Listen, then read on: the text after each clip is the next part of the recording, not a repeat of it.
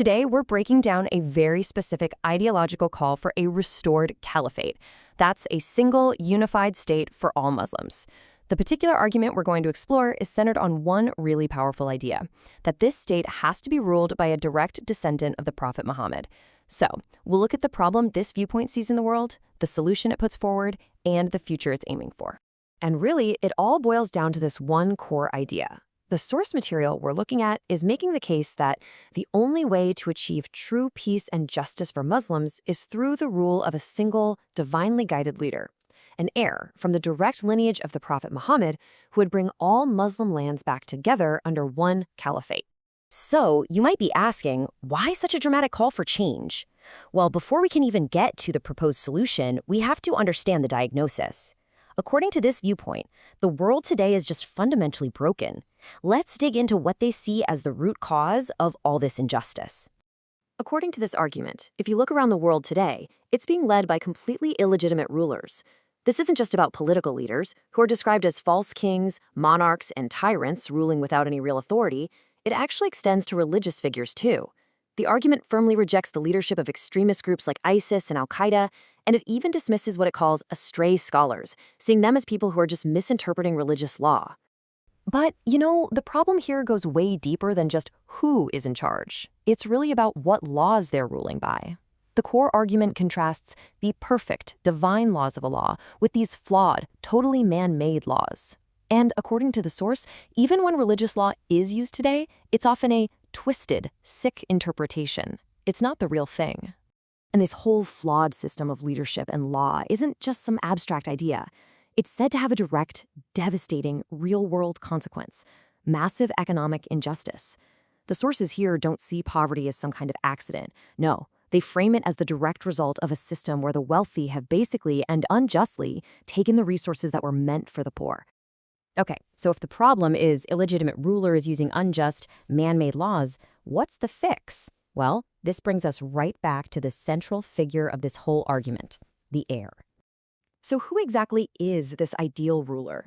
The sources are incredibly specific. This person must be a just, divinely guided individual who is a direct descendant of the Prophet Muhammad. That lineage is seen as absolutely essential for their legitimacy.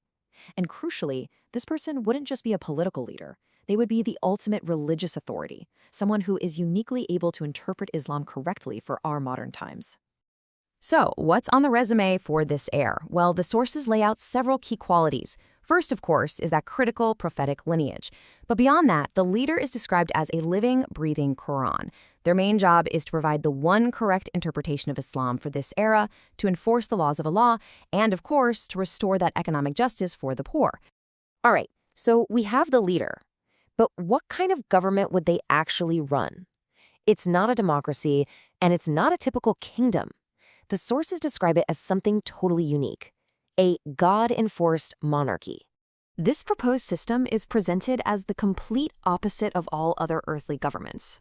The argument is that typical man-made systems, which are based on purely political authority, they all eventually lead to revolution and chaos. A divine monarchy, on the other hand, is seen as totally different because it's enforced by God himself.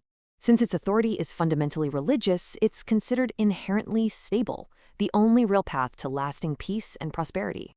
And here's the absolute key to why this whole thing is supposed to be so stable. The logic is rooted entirely in faith. The idea is, if the people recognize that this ruler's authority comes directly from God, then any rebellion against that ruler is seen as a rebellion against God himself.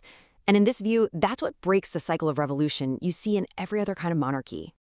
To really get this whole call for a caliphate, you have to understand this specific story of history it's telling. It's a narrative of decline, right? From a golden past under the original caliphs to the messy present ruled by false kings, with the world just going from bad to worse. This downward spiral, the argument goes, can only be reversed by the future return of this prophesied leader, the heir, who's also called the Imam, the one who will finally bring back justice.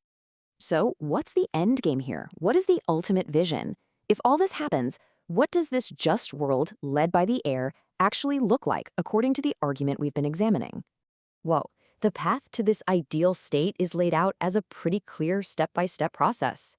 It all kicks off when the heir is recognized as the true religious authority. Then, once the people accept their divine right to rule, the stage is set to replace all those flawed man-made laws with the laws of Allah. And the final result of this process? A society defined by true equality, justice, peace, and prosperity for all. Now, it's really important to note the scope of this vision. As it's presented in the material, the mission here is not to convert the entire world. It's much more focused than that. The goal is to unite all Muslims under one single legitimate state, a society that operates on what are seen as divine principles, all led by one just ruler. And all of this leaves us with the big, central question that's really at the heart of the entire argument we've just explored. Where does just governance truly come from? Is it something we find in human reason or in democratic agreement? Or, as this particular viewpoint argues, does it come from a direct mandate from the divine? It's a fundamental question about where authority really begins.